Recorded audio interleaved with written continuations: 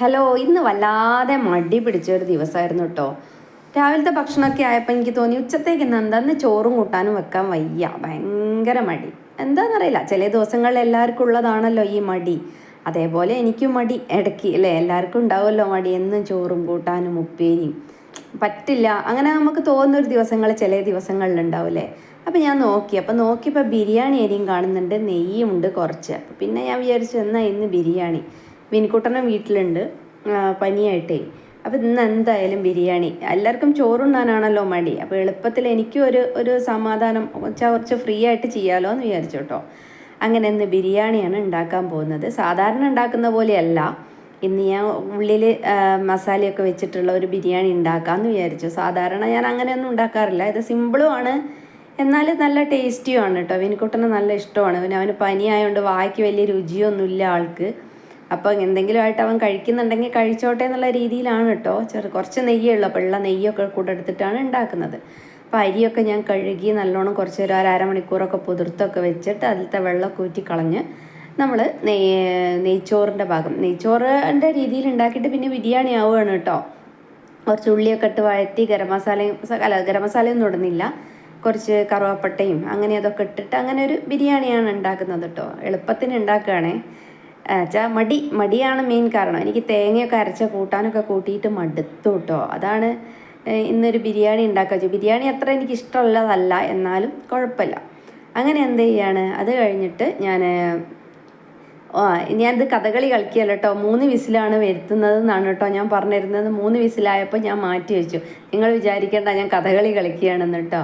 ഞാൻ audio sound പിന്നെയാണല്ലോ കൊടുക്കുന്നത്, അതുകൊണ്ട്. ഇനിയിപ്പോൾ ആ ബിരിയാണീൻ്റെ ഉള്ളിലേക്ക് ഫില്ല് ചെയ്യാനുള്ള മസാലയാണ് കേട്ടോ ഉണ്ടാക്കുന്നത്. ഇതിലൊരു സോയയുടെ കുറവുണ്ട് കേട്ടോ, സോയ ഇല്ല. പിന്നെ ഞാൻ വിചാരിച്ചു എന്തായാലും ഇങ്ങനെ മതി. അവന് ഉള്ളിയും തക്കാളിയൊക്കെ ഇട്ടിട്ടേ അങ്ങനെയാണ്. അപ്പം ഞാൻ ആദ്യം ഉള്ളി വഴറ്റുകയാണ്. ഉള്ളി വഴറ്റുമ്പോൾ അതിലേക്ക് കുറച്ച് ഉപ്പിട്ട് കൊടുത്തു. അപ്പം എന്നാലും ഉള്ളി വേഗം വാടി വരുമല്ലോ, അതുകൊണ്ടാണ് കേട്ടോ. സോയ കൂടെ വേണം. പിന്നെ നമുക്ക് വേണമെങ്കിൽ ഈ മസാല ഉണ്ടാക്കുന്നത്, കാരണം ഞങ്ങൾ മറ്റ് നോൺ വെജ് ഒന്നും ഉപയോഗിക്കാത്തതുകൊണ്ട് ഞങ്ങൾക്ക് ഈ പച്ചക്കറികളാണല്ലോ ജാസ്തി. വേണമെങ്കിൽ ഇതിൽ കാരറ്റും ഉരുളക്കിഴങ്ങും അങ്ങനെയൊക്കെ വെച്ചിട്ടുള്ള മസാല ഉണ്ടാക്കുക. അതിനോട് അത്ര താല്പര്യം ഇവിടെ ആർക്കുമില്ല. അതുകൊണ്ടാണ് ഞാൻ ഈ ഉള്ളിയും തക്കാളിയും സോയയും കൂടെ ഇട്ടിട്ടാണ് ആ ഒരു ഉള്ളിലേക്കുള്ള ഫില്ലിങ് ഉണ്ടാക്കൽ കേട്ടോ. പക്ഷേ ഇന്ന് ഞാൻ വിചാരിച്ചു അതില്ല, എന്നാലും ഉള്ളത് വെച്ചിട്ട് നമുക്ക് അടിപൊളിയാക്കാം അല്ലേ, ഉള്ളത് കൊണ്ട് ഓണം പോലെ അടിപൊളിയാക്കാമെന്ന് വിചാരിച്ചു. അങ്ങനെ ഉള്ളിയൊക്കെ നല്ലോണം വഴണ്ടി വന്നപ്പോൾ അതിലേക്ക് പൊടികളൊക്കെ ചേർത്തിട്ടോ. മുളക് പൊടിയും മഞ്ഞൾപ്പൊടിയും പിന്നെ ഗരം മസാലയും ഒക്കെ ഇട്ടു. അത് നല്ലതായി അതിൻ്റെ ആ പച്ചമണമൊക്കെ മാറി വന്നപ്പോൾ തക്കാളി ഇട്ടിട്ട് അത് അടച്ചു വെച്ചു. അപ്പോൾ അതൊന്ന് എല്ലാം കൂടെ സെറ്റായി വരുമ്പോഴേക്ക് എന്ത് ചെയ്യാം, നമുക്ക് ചമ്മന്തി അരയ്ക്കാമെന്ന് വിചാരിച്ചു. അപ്പോൾ ഇഞ്ചിയും ഉള്ളിയും കരുവേപ്പിലയും പച്ചമുളകൊക്കെ കൂടെ ചേർത്ത് ഒരു ചമ്മന്തി പൊടിച്ചെടുത്തു അല്ലേ, അരച്ചെടുത്തു എന്ന് പറയാൻ പറ്റില്ല, ജസ്റ്റ് ഒന്ന് പൊടിച്ചെടുത്തു. അപ്പോഴേക്കും നമ്മുടെ മസാലയൊക്കെ ആയി ഇറങ്ങി. ഉള്ളിയും തക്കാളിയൊക്കെ നല്ലോണം ഉടഞ്ഞ് എന്താ പറയുക, വെളിച്ചെണ്ണയൊക്കെ ശരിക്കും തെളിഞ്ഞ് കാണുന്ന പാകം വരെ ഞാൻ ആക്കി കേട്ടോ. അങ്ങനെ ആക്കി വെച്ചു കേട്ടോ. നല്ല മണമൊക്കെ ഉണ്ട് കേട്ടോ, നല്ല ടേസ്റ്റ് ഉണ്ട് കേട്ടോ സാധനം. അപ്പം നല്ല മണമൊക്കെ ഉണ്ട്. പിന്നെ അത് അടച്ച് ഞാൻ മാറ്റി വെച്ചു കേട്ടോ. മാറ്റി വെച്ച ശേഷം എന്താ കണ്ടോ, ചോറ് കണ്ടില്ലേ, കറക്റ്റ് 3 വിസിൽ ഞാൻ വരുത്താറുണ്ട് കേട്ടോ. പക്ഷെ ഒന്നും വെള്ളം കെട്ടിയിട്ടോ അങ്ങനെയൊന്നുമില്ല കേട്ടോ. നെയ്ച്ചോറ് നല്ല റെഡിയായിട്ടാണ്, ചോറ് റെഡിയായിട്ട് വന്നു. പിന്നെ നമ്മുടെ സ്ഥിരം പപ്പടം അല്ലാതെ എന്താ ആഘോഷം അല്ലേ, നമുക്ക് പപ്പടം ഇല്ലാത്തൊരു ദിവസം ഇല്ല. പപ്പടം എത്ര വേണ്ടാന്ന് വിചാരിച്ചാലും എന്നും അധിക ദിവസങ്ങളിൽ കാച്ചിപ്പോവും കേട്ടോ. അപ്പോൾ ഇന്നും പപ്പടം വേണം, ബിരിയാണിക്ക് പപ്പടവും ചമ്മന്തിയും വേണം. സാലഡ് ഞാൻ ഉണ്ടാക്കിയിട്ടില്ല കേട്ടോ, എല്ലാം കൂടെ ഉണ്ടാക്കിയിട്ട് എന്താ, അപ്പോൾ അതുകൊണ്ട് ഞാൻ അത് ഉണ്ടാക്കിയിട്ടില്ല. അപ്പോൾ പപ്പടം ഇല്ലാണ്ട് എന്താ ആഘോഷം. അത് കഴിഞ്ഞാൽ പിന്നെ എനിക്ക് എൻ്റെ നല്ല സ്വഭാവമാണോ ചീത്ത സ്വഭാവമാണോ അറിയില്ല, ബിരിയാണി ഉണ്ടെങ്കിൽ എനിക്ക് പായസം നിർബന്ധമാണ് കേട്ടോ. അപ്പോൾ പായസം എനിക്ക് ബിരിയാണി കഴിക്കുകയാണെങ്കിൽ എന്താ അറിയില്ല, പായസം അതെൻ്റെ ഒരു ചീത്ത സ്വഭാവമായിരിക്കാം. അപ്പം ഞാൻ വിചാരിച്ചു എന്താണുള്ളത്, പാൽ എന്തായാലും ചായക്ക് വെക്കാനുള്ള 500 പാല് മോഹനേട്ടൻ കൊണ്ടുവന്നിട്ടുണ്ട്.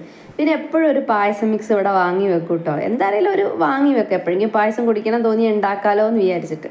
പിന്നെ ഒന്നും നോക്കിയില്ല, ചായക്ക് പാല് നമുക്ക് വൈകുന്നേരം വാങ്ങാമല്ലോ, പക്ഷെ പായസം ഇപ്പം തന്നെ വെക്കണം തോന്നി. അപ്പം ആ ഇതിൽ തന്നെ ചായ വെക്കുന്ന പാത്രത്തിലാണ് കേട്ടോ ഞാൻ പായസം വെക്കുന്നത്. എനിക്ക് മോഹനേട്ടനെ വേണ്ടു, ഇവിടുത്തെ മോൻ പായസം ഒന്നും കഴിക്കില്ല. അപ്പം ഞങ്ങൾക്ക് രണ്ടാക്കല്ലേ, അങ്ങനെ പായസം ഉണ്ടാക്കണം കേട്ടോ. പായസമൊക്കെ റെഡിയായി, സേമിയ പായസമാണ്, പിന്നെ മിക്സും അല്ലേ. 10 മിനിറ്റ് കൊണ്ട് എന്തായി നമ്മുടെ പായസവും റെഡി ആയിട്ടോ. മടിയൊക്കെ ഉണ്ട്, ഞാൻ പറയാം ചോറും കൂട്ടാനേ ഉണ്ടാക്കാൻ മടിയുള്ളൂ കേട്ടോ. ഇതൊന്നും ഉണ്ടാക്കാൻ യാതൊരു മടിയും ഉണ്ടായില്ല കേട്ടോ. അങ്ങനെ നല്ല അടിപൊളി പായസം, നല്ല കുറുകി നല്ല സെറ്റായ പായസമാക്കി കേട്ടോ. അപ്പോൾ പായസം ഞാൻ എന്ത് ചെയ്താണ്, പാലെടുത്ത പാത്രത്തിലേക്ക് ഇന്നതാ ഇത്ര പായസമേ ഉള്ളൂ കേട്ടോ. ഞങ്ങൾക്ക് രണ്ടാൾക്കും ഓരോ ഗ്ലാസ് കുടിക്കാനുള്ള പായസം തന്നെയുള്ളൂ കേട്ടോ. അപ്പോഴേക്കും മോനേട്ടൻ വന്നു കേട്ടോ. ഊണ് കഴിക്കാനായപ്പോൾ മോനേട്ടൻ വന്നു. പിന്നെ ഞാൻ എൻ്റെ ദമ്മിടുകയാണ്. ബിരിയാണിക്ക് എന്താ ദമ്മിടുക എന്ന് പറയും, എനിക്ക് ദമ്മിടാനൊന്നും അറിയില്ല കേട്ടോ. ഞാൻ എന്ത് ചെയ്യണം, ഒരു ചെറിയൊരു ബൗൾ എടുത്തിട്ട് അതിലേക്ക് ആദ്യം ചോറ് വെച്ചു കേട്ടോ. ചോറ് വെച്ചു, അതിൽ മസാലയൊക്കെ ആക്കി കൊടുക്കുന്നുണ്ട്. പക്ഷെ വിനിക്കുട്ടൻ എന്ത് ചെയ്തിട്ടുണ്ടെന്നറിയോ, ഈ ബിരിയാണി ആയ സമയത്ത് തന്നെ ഇല കൊണ്ടുവന്നിട്ട് അവൻ ഇലയിലാണ് വേണ്ടതെന്ന് വെച്ചിട്ട് അവൻ ഇലയിലൊക്കെ പൊതിഞ്ഞ് വെച്ചിട്ടുണ്ട് കേട്ടോ. ഇത് മോഹനേട്ടനുള്ളതാണ്, മോനുള്ളത് ആദ്യം അവൻ സെറ്റാക്കി വെച്ചിട്ടുണ്ട് കേട്ടോ. അപ്പോൾ ഞാൻ എന്ത് ചെയ്തു, കുറച്ച് ചോറെടുത്തു, അതിൻ്റെ മുകളിലേക്ക് എൻ്റെ മസാല, എൻ്റെ സ്പെഷ്യൽ മസാലക്കൂട്ട് ഞാൻ അതിലേക്ക് ചേർക്കുകയാണ് കേട്ടോ. അങ്ങനെ ആ സ്പെഷ്യൽ മസാല അതിലേക്ക് വെച്ചു, എന്നിട്ട് കുറച്ച് വെച്ചു കേട്ടോ. പക്ഷെ എല്ലാവരും മോഹനേട്ടനും മോനൊക്കെ പറഞ്ഞു കേട്ടോ നല്ല ടേസ്റ്റ് ഉണ്ടെന്ന്. അതാണല്ലോ നമുക്കൊരു സന്തോഷം. പിന്നെ അതിലേക്ക് കുറച്ചുകൂടെ ചോറൊക്കെ ഇട്ടിട്ട് അപ്പം നല്ല അടിപൊളിയായില്ലേ അല്ലേ, മസാലയൊക്കെ ഇട്ട് ഉള്ളിൽ മസാലയൊക്കെ ഫില്ല് ചെയ്തിട്ടുള്ള അടിപൊളി ബിരിയാണി ആയില്ലേ, കണ്ടോളൂ കേട്ടോ. ഇനി ഞാനത് പ്ലേറ്റിലേക്ക് വെക്കുമ്പോൾ നിങ്ങൾക്ക് കാണാം എത്ര നല്ല ഭംഗിയുള്ള ബിരിയാണിയാണ്, നല്ല ടേസ്റ്റി ബിരിയാണിയാണ് കേട്ടോ. കുഴപ്പമൊന്നുമില്ല, കഴിച്ചിട്ടൊന്നും കുഴപ്പമൊന്നുമില്ല. സാലഡ് ഇല്ല എന്നുള്ളൊരു കുഴപ്പമേ ഉള്ളൂ കേട്ടോ. കേട്ടോ, നോക്കിക്കോളേ, കണ്ടില്ലേ അടിപൊളിയായില്ലേ. ഇനി എന്ത് ചെയ്യാം, കുറച്ച് ചമ്മന്തി എടുക്കുകയാണ് കേട്ടോ. നല്ല പൊടിച്ചമ്മന്തിയാണേ, അതും കുറച്ചെടുക്കാം. ഒരു പപ്പടവും പോരെ, പിന്നെ ഒരു ഗ്ലാസ് പായസം. ഇത് മോഹനേട്ടനാണ് കേട്ടോ കൊടുക്കുന്നത്. അത്ര തന്നെ ഉള്ളൂ. രണ്ടാമതൊരു ഗ്ലാസ് കുടിക്കാനൊന്നും ആർക്കും പായസമല്ല കേട്ടോ. കറക്റ്റ് 2 ഗ്ലാസ് കണ്ടില്ലേ, കറക്റ്റ് 2 ഗ്ലാസ് പായസമേ ഉള്ളൂ കേട്ടോ. അത് കുറുകിയൊക്കെ വന്നു കേട്ടോ. ഒന്ന് തണുക്കുമ്പോൾ ഒന്ന് കുറുകി വരുമല്ലോ, കണ്ടല്ലേ പായസം. ഇനി ഒരു ഗ്ലാസ് എനിക്ക് കുടിക്കാനുള്ള പായസം കൂടെ ഉണ്ട് കേട്ടോ അതിൽ. അത്രയേ ഉള്ളൂ. അങ്ങനെ ഞങ്ങൾ ഉച്ചഭക്ഷണം ഇതാണ് കേട്ടോ. ഇനി വിനിക്കുട്ടനും കഴിച്ചുകൊണ്ടിരിക്കുന്നുണ്ട്. വിനിക്കുട്ടൻ ഇലയിലാണ് ഭക്ഷണം കഴിക്കുന്നത്. അപ്പോൾ ഇന്നത്തെ മടിയുള്ള ദിവസത്തെ എൻ്റെ ഉച്ചഭക്ഷണം എല്ലാവരും കണ്ടല്ലോ. എല്ലാവർക്കും ഇഷ്ടമായോ?